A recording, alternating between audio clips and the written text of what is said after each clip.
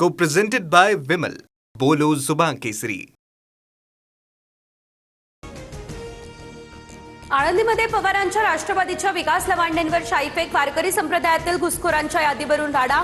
संग्राम भंडारेंसह 10 ते 12 जणांवरती लोणी काळभोर पोलीस ठाण्यामध्ये गुन्हाही दाखल. मला पिस्तूल दाखवून जीवे मारण्याचा प्रयत्न झाला, विकास लवांडेंचा गंभीर आरोप. तर शाईफेक करणाऱ्या गुंडांचा तात्काळ बंदोबस्त करावा अशीही मागणी. माझ्या गुरुवर्यांना घुसखोर म्हटलं, त्यांच्यावर चिखलफेक केल्यानं शाईफेक केली. 15 दिवसांचा वेळ लागल्यानं वारकरी संप्रदायाची दिलगिरी व्यक्त करतो. संग्राम भंडारे यांची TV9 मराठीला प्रतिक्रिया.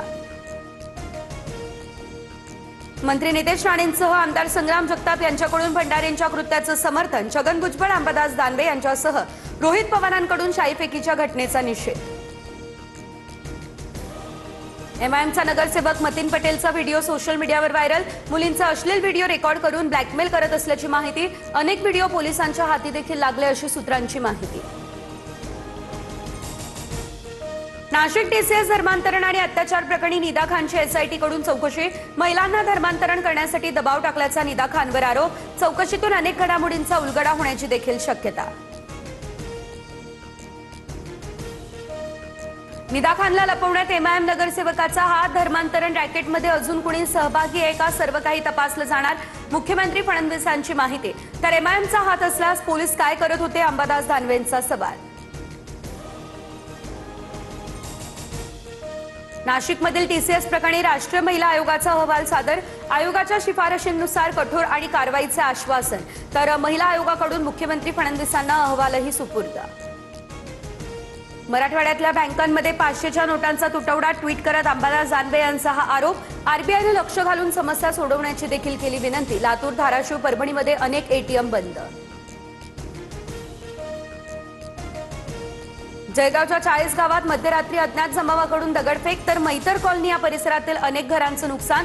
जमावानं हवेत गोळीबार केल्याचा स्थानिकांचा दावा. पोलिसांकडून दगडफेक करणाऱ्यांचा शोधही. तमिळनाडूमध्ये सरकार स्थापनेत अडचणी कायम. बहुमतासाठी आता थलपती विजय यांना 2 आमदारांची गरज. PCK या पक्षाकडून पाठिंबा जाहीर, पण अद्याप पत्रच दिलेलं नाही अशी सूत्रांची माहिती. केरळच्या मुख्यमंत्रीपदाच्या नावावर आज शिक्कामोर्तब होण्याची शक्यता. काँग्रेसकडून KC वेणुगोपाल आणि रमेश चन्नीथला यांचं नाव आघाडीवर. तर काँग्रेस हायकमांडची आज महत्त्वाची बैठक. कुणाच्या गळ्यात मुख्यमंत्रीपदाची माळ पडणार याकडे लागलंय सर्वांचं लक्ष. रयत शिक्षण संस्थेच्या अध्यक्षपदी आता शरद पवार यांची बिनविरोध निवड. 2026 ते 2029 या 3 वर्षांच्या कालावधीसाठी पवार अध्यक्ष राहणार. मीरा भाईंदरमधील 254 एकर सरकारी जमिनीवरून आरोप प्रत्यारोप सुरू. 2 बिल्डरला जमीन आंदण दिली. तर कुणाच्या फायद्यासाठी केस हरले का, राऊतांचा सरकारला हा सवाल. पत्राचाळीमध्ये जेलवारी झाली. मीरा भाईंदरमध्येही दोषींना सोडणार नाही, बन यांचं हे प्रत्युत्तर.